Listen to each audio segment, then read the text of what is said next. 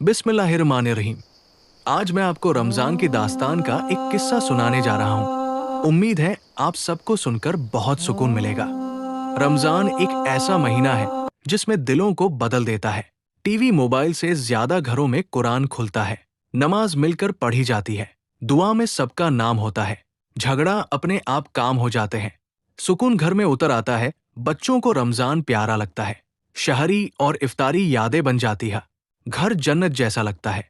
दोस्तों, मैं आज बात करूंगा रमजान के बारे में। मेरे दोस्तों, रमजान एक ऐसा पाक और बरकतों भरा महीना है जिसमें कुरान नाजिल हुआ। वही कुरान जो इंसानियत को सीधा और सही रास्ता दिखाता है। ये वही महीना है जिसमें हर मोमिन की दुआ कबूल होती है। और अल्लाह पाक ने हर मुसलमान पर रमजान के 30 रोजे फाराजा किए हैं। मेरे दोस्तों, जैसा कि आप सब जानते हैं, रमजान का महीना शुरू होने वाला है और पूरी दुनिया में मुसलमान इस महीने की बरकत से रोजे रख रहे हैं। लेकिन क्या आप जानते हैं कि रमजान के रोजे मुसलमानों पर कब फाराजा किए गए? क्या रोजे सिर्फ इसी उम्मत के लिए हैं या पहले की उम्मतों पर भी फाराजा थे? हजरत आदम अलैहिस्सलाम, हजरत नूह अलैहिस्सलाम और हजरत मूसा अलैहिस्सलाम किस तरह रोजे रखते थे? और क्या आप जानते हैं कि हजरत दाऊद अलैहिस्सलाम का रोजा सबसे अलग क्यों था? वो कैसे रोजा रखते थे? हजरत मरियम का खास रोजा क्या था और वो आम रोजों से कैसे अलग था? क्या हर उम्मत के रोजे रमजान की तरह 30 दिनों के होते थे या उनमें फर्क था? हजरत मूसा अलैहिस्सलाम को कितने दिनों तक रोजा रखने का हुक्म मिला और क्यों? क्या आप जानते हैं कि हजरत इब्राहिम अलैहिस्सलाम हर महीने कितने दिन रोजे रखते थे? क्या रमजान के रोजे सिर्फ भूखे प्यासे रहने का नाम है या इसका मकसद कुछ और भी है? क्या आप जानते हैं कि रमजान के महीने में पहली बार कुरान कब और कहां नाजिल हुआ? रमजान में आसमान के दरवाजे खोल दिए जाते हैं। इसका मतलब क्या है? और क्या आप जानते हैं कि यहूदी और ईसाई कौम भी रोजा रखती थी, लेकिन उनका तरीका क्या था? मेरे दोस्तों, इन सारे सवालों के जवाब हम आपको आज की इस वीडियो में बताने वाले हैं। इसलिए आपसे गुजारिश है कि वीडियो को आखिर तक जरूर देखिएगा। मेरे दोस्तों, अल्लाह रब्बुल इज़्ज़त ने कुरान मजीद की सूरह बकरा आयत नंबर 183 में फरमाया है, ए ईमान वालों, तुम पर रोजे फाराजा किए गए हैं जैसे तुमसे पहले लोगों पर फाराजा किए गए थे, ताकि तुम परहेजगार बन जाओ। मेरे दोस्तों, रमजान में जब कोई रोजेदार सिर्फ अल्लाह के हुक्म पर भूख और प्यास सहता है, सब्र करता है, तो अल्लाह ताला उसे सब्र का बेहतरीन बदला अता फरमाता है। इस महीने की फजीलत से अल्लाह पाक इंसानों के रिस्क में बरकत डाल देता है और गरीब से गरीब इंसान को भी अपनी नेमतों से नवाज देता है। इसीलिए मेरे दोस्तों, इस महीने को माह वुस्तेरिस भी कहा जाता है। मेरे दोस्तों, हर मुसलमान इस पाक महीने में खास तौर पर हर गुनाह से बचता है और जब तक अल्लाह का हुक्म नहीं होता, कोई भी चीज खाता पीता नहीं है। अगर हम तारीखी और मजहबी हवाले से देखें तो हमें पता चलता है कि हजरत आदम अलैहिस्सलाम के जमीन पर आने के बाद से ही रोजा रखने की शुरुआत हो चुकी थी और यहीं से रोजों की एक लंबी, पाक और सब्र से भरी तारीख शुरू होती है। बताया जाता है, मेरे दोस्तों, कि हजरत आदम अलैहिस्सलाम हर महीने 3 दिन रोजा रखा करते थे और ये भी कहा जाता है कि जब जन्नत से जमीन पर आने के बाद हजरत आदम अलैहिस्सलाम ने अल्लाह के सामने तौबा की, तो उन्हीं तौबाओं के लिए वो यहां रोजे रखा करते थे। इस तरह पूरे साल में हजरत आदम अलैहिस्सलाम कुल 36 दिन रोजा रखते थे। मेरे दोस्तों, हजरत आदम अलैहिस्सलाम के जमाने में हर महीने की चांद की 13वीं, 14वीं और 15वीं तारीख को रोजे रखे जाते थे। ये वही तारीखें हैं जब चांद पूरा, मुकम्मल और बेहद रोशन होता है, जिसे आप और हम 14वीं का चांद भी कहते हैं। इसके बाद जब हजरत नूह अलैहिस्सलाम का जमाना आया, तो उन्होंने भी हजरत आदम अलैहिस्सलाम के तरीके पर ही हर महीने 3 रोजे रखे और वो भी उन्हीं तारीखों में। लेकिन मेरे दोस्तों, इन रोजों को हजरत नूह अलैहिस्सलाम ने तूफान नूह से निजात मिलने पर शुक्र के रोजे कहा। अब आइए हजरत दाऊद अलैहिस्सलाम की तरफ। मेरे दोस्तों, हजरत दाऊद अलैहिस्सलाम के रोजों का तरीका सबसे अलग और सबसे खास था। वो एक दिन रोजा रखते थे और एक दिन अफ्तार करते थे, यानी पूरे साल में आधा साल रोजा। और यही रोजा अल्लाह के नजदीक सबसे ज्यादा पसंदीदा बताया गया है। इसके अलावा हजरत सुलेमान अलैहिस्सलाम हर महीने 9 दिन रोजा रखते थे। महीने की शुरुआत में 3 दिन, महीने के बीच में 3 दिन और महीने के आखिर में 3 दिन। मेरे दोस्तों, हजरत इब्राहिम अलैहिस्सलाम भी हजरत आदम अलैहिस्सलाम के तरीके पर हर महीने 3 दिन रोजा रखते थे। लेकिन कुछ रिवायतें ये भी बताती है कि हजरत इब्राहिम अलैहिस्सलाम पूरा महीना भी रोजा रखते थे। अब बात करते हैं हजरत मूसा अलैहिस्सलाम की। मेरे दोस्तों, हजरत मूसा अलैहिस्सलाम के रोजों का तरीका वाकई सबसे अलग था। अल्लाह रब्बुल इज़्ज़त ने हजरत मूसा अलैहिस्सलाम को लगातार 3 महीने रोजा रखने का हुक्म दिया और फरमाया कि इन रोजों की बरकत से तुम अल्लाह से मुलाकात करोगे और हम कलामी का शरफ हासिल करोगे। जब 3 महीने पूरे हो गए और अल्लाह से बात करने का दिन आया, तो हजरत मूसा अलैहिस्सलाम ने सोचा, इतने दिनों के रोजे के बाद क्या मैं अपने मुंह की बू के साथ अल्लाह से मुलाकात करूं? इसी ख्याल से उन्होंने एक पेड़ की शाख तोड़ी और उससे मिसवाक कर ली। लेकिन मेरे दोस्तों, ये अल्लाह के हुक्म में बिना इजाजत दखल था। इसीलिए अल्लाह ताला ने उन्हें और 10 दिन रोजा रखने का हुक्म दिया और इस तरह हजरत मूसा अलैहिस्सलाम के रोजे पूरे 40 दिन हो गए। मेरे दोस्तों, कुरान मजीद में हजरत मरियम रजी अल्लाह ताला अन्हा के रोजों का भी जिक्र मिलता है। हजरत मरियम रजी अल्लाह ताला अन्हा का रोजा भूख और प्यास का नहीं था, बल्कि किसी से बात न करने का था, यानी खामोशी का रोजा। मेरे दोस्तों, कुरान मजीद की सूरह बकर आयत नंबर 183 हजरत आदम अलैहिस्सलाम से लेकर तमाम अंबिया और फिर इमामुल अंबिया हजूर पाक तक सारी उम्मतों को जोड़ती है। जिस तरह हर उम्मत पर नमाज फाराजा की गई, उसी तरह हर उम्मत पर रोजे भी फाराजा किए गए। हाँ मेरे दोस्तों, पिछली उम्मतों के रोजे उनके हालात के मुताबिक थे। रोजों की तादाद, वक्त और तरीका आज की उम्मत से अलग था।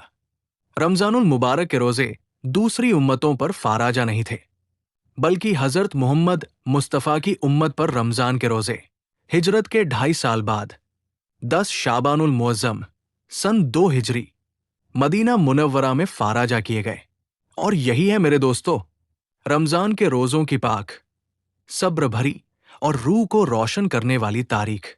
मेरे दोस्तों, अल्लाह पाक ने फरमाया है, माह रमजान वही मुबारक महीना है जिसमें कुरान नाजिल किया गया।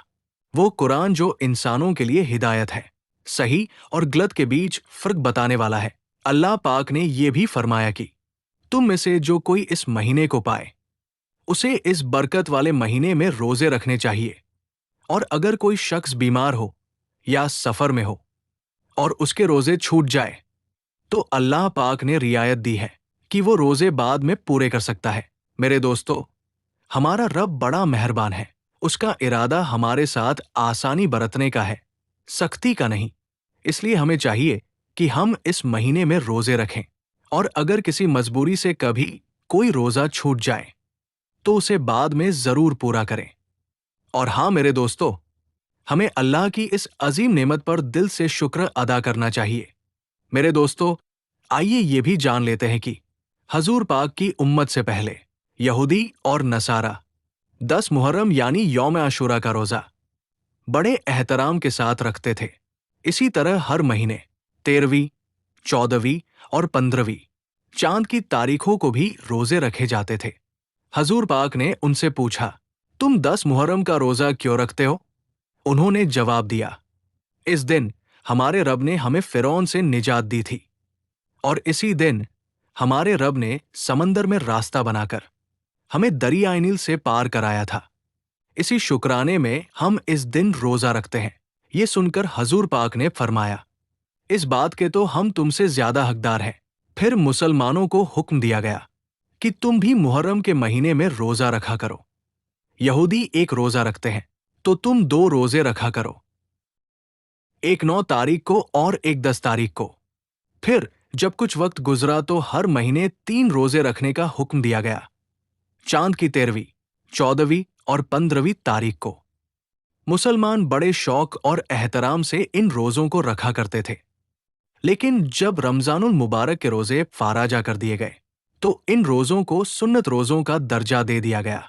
मेरे दोस्तों, रमज़ान के महीने के बारे में हजूर अकरम ने फरमाया है, जब इस महीने की पहली रात आती है, तो आसमानों के दरवाजे खोल दिए जाते हैं और पूरे महीने ये दरवाजे बंद नहीं होते। और जब इस महीने की आखिरी रात आती है, तो अल्लाह पाक हर रोजेदार की मगफिरत फरमा देता है। सोचिए, कितनी बड़ी रहमत है ये। मेरे दोस्तों, इस्लाम में ज्यादातर आमाल के पीछे किसी न किसी नेक बंदे की याद और कोई न कोई मकसद छुपा होता है। जैसे अरफात के मैदान में हज का फरीजा हजरत आदम अलैहिस्सलाम और अम्मा हव्वा की यादगार है। कुर्बानी का नेक अमल हजरत इब्राहिम और हजरत इस्माइल अलैहिस्सलाम की सुन्नत है। और सफा मरवा स्ट्रियदा हाजरा के उन कदमों की याद है जो उन्होंने अपने बच्चे के लिए पहाड़ों के दरमियान दौड़ते हुए उठाए थे। मेरे दोस्तों, ये दीन सिर्फ हुक्मों का नहीं, यादों, कुर्बानियों और मोहब्बत का दीन है। और रमजान उसी मोहब्बत का सबसे खूबसूरत तोहफा है। इसी तरह मेरे प्यारे दोस्तों, हमारे प्यारे आका हजूर पाक रमजान शरीफ के महीने में कुछ दिन खाने पीने से परहेज फरमाया करते थे। यानी हजूर ने रमजान में भूखा और प्यासा रहना पसंद फरमाया। और अल्लाह पाक को अपने महबूब का ये अमल इतना पसंद आया कि अल्लाह ने रोजे के लिए माह रमजान को ही चुन लिया और पूरे रमजान शरीफ के रोजे ईमान वालों पर फाराजा कर दिए, ताकि मेरे हबीब मुस्तफ़ा की यादगार बाकी रहें और मेरे महबूब की सुन्नत कायम रहे। मेरे दोस्तों, पहले भी अल्लाह के नेक बंदे रोजे रखा करते थे। हजरत आदम अलैहिस्सलाम हर महीने 13वीं, 14वीं और 15वीं तारीख को रोजा रखते थे। हजरत नूह अलैहिस्सलाम अक्सर पूरे साल रोजे में रहा करते थे। हजरत दाऊद अलैहिस्सलाम एक दिन रोजा और एक दिन बिना रोजा रखते थे। हजरत ईसा अलैहिस्सलाम एक दिन रोजा रखते और 2 दिन नहीं रखते थे। मेरे दोस्तों, रोजा रखने से इंसान परहेजगार और मुत्तकी बनता है। इसीलिए अल्लाह ताला फरमाता है ताकि तुम परहेजगार बन जाओ। बच्चों के बारे में भी दीन हमें हिकमत और मोहब्बत सिखाता है। बच्चों को धीरे धीरे रोजे की आदत डालनी चाहिए, प्यार से समझाना चाहिए, ताकि जब बच्चा बालिग हो तो रोजा उसके लिए बोझ न बने। बुजुर्गों ने फरमाया है कि जब बच्चा करीब 10 साल का हो और उसमें रोजा रखने की ताकत हो, तो उसे रमजान में रोजे की तालीम दी जाए, नरमी से, समझदारी से, ताकि उसका दिल इबादत की तरफ झुक जाए। मेरे दोस्तों, हजूर पाक ने फरमाया, अगर मेरी उम्मत को रमजान शरीफ की फजीलत और बरकत का अंदाजा हो जाए, तो वे ये तमन्ना करें कि काश पूरा साल ही रमजान होता। अब सवाल यह है कि रोजा रखने के फायदे क्या है? क्या आप जानते हैं? शरीयत ने तो हमें रोजा रखने का हुक्म दिया ही है, लेकिन इसके फायदे इतने ज्यादा है कि आप सोच भी नहीं सकते। आज का दौर साइंस का दौर है, रिसर्च का दौर है, और साइंसदानों ने रोजे पर भी रिसर्च की है। उन्होंने बताया कि रोजा सिर्फ इबादत ही नहीं, सेहत का खजाना भी है। आइए, साइंस की रोशनी में रोजे के कुछ फायदे समझते हैं। नंबर 1, साइंसदान कहते हैं कि रोजा दिल और दिमाग दोनों के लिए बहुत फायदेमंद है। रोजा दिल को मजबूत और दिमाग को ताजा बना देता है। नंबर 2, जो शख्स रोजा रखता है उसका ब्लड प्रेशर न ज्यादा बढ़ता है और न ज्यादा घटता है, बल्कि जरूरत के मुताबिक नॉर्मल रहता है। इसीलिए आप देखते हैं कि जो लोग 11 महीने बीपी से परेशान रहते हैं, रमजान में रोजा रखने पर अल्लाह के फजल से उन्हें राहत मिल जाती है। नंबर 3, रोजेदार कम गिजा इस्तेमाल करता है, जिससे बदन की फालतू चर्बी खुद ब खुद पिघलने लगती है। हम साल भर एक्सरसाइज करते हैं, वॉकिंग करते हैं, दौड़ते हैं, लेकिन रमजान में सिर्फ रोजा ही ये काम कर देता है। मेरे दोस्तों, रोजा सिर्फ भूखा रहना नहीं है, ये सब्र है, शुक्र है, तकवा है और अल्लाह से करीब होने का सबसे खूबसूरत रास्ता है। और इंसान के जिस्म में जो बेवजह मोटापा आ जाता है, वो रोजा रखने से धीरे धीरे खत्म होने लगता है। नंबर 4, लोग अक्सर कहते हैं कि भूखे प्यासे रहोगे तो सेहतमंद कैसे रहोगे, लेकिन हकीकत यह है कि रोजा रखो, सेहतमंद हो जाओ। जिस्म रोजा रख कर देखिए, जिस्म के अंदर कितने बड़े बड़े बदलाव आ जाते हैं। ऐसे बदलाव जिनके लिए हम साल भर पैसे खर्च करते रहते हैं, फिर भी वैसा असर पैदा नहीं हो पाता। नंबर 5, रोजा रखने से निज़ाम हाजिमा यानी डाइजेस्टिव सिस्टम को पूरा आराम मिलता है और इसका सीधा असर जिगर पर दिखाई देता है। जब जिगर ठीक होता है तो जिस्म के बहुत से हिस्से अपने आप ठीक होने लगते हैं। नंबर 6, रोजेदार के लिए उसके फेफड़े खून को साफ करने का काम और बेहतर तरीके से करते हैं। रोजे की हालत में खून की सप्लाई कुछ कम हो जाती है और जब ऐसा होता है तो फेफड़ों में जमा हुआ गंदा खून धीरे धीरे पिघलने लगता है। इस तरह फेफड़े बिल्कुल साफ हो जाते हैं। नंबर 7, रोजा रखने से खून में जमा जहरीले मादे कम हो जाते हैं। जब ऐसा होता है तो हड्डियों के अंदर जो गुदा होता है वो खुद ब खुद हरकत में आ जाता है, जिससे इंसान के जिस्म को ताकत मिलती है, कुव्वत मिलती है और हड्डियां मजबूत हो जाती है। और जब हड्डियां मजबूत होती है तो पूरा जिस्म मजबूत हो जाता है।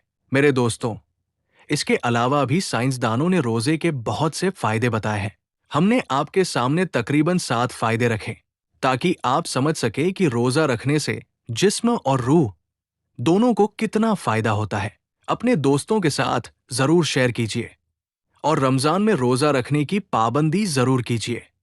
अल्लाह ताला से दुआ है कि वो हमें रमजान के महीने में ज्यादा से ज्यादा इबादत करने, रोजे रखने की तौफीक अता फरमाए और हमें बुरे कामों से बचाए रखे।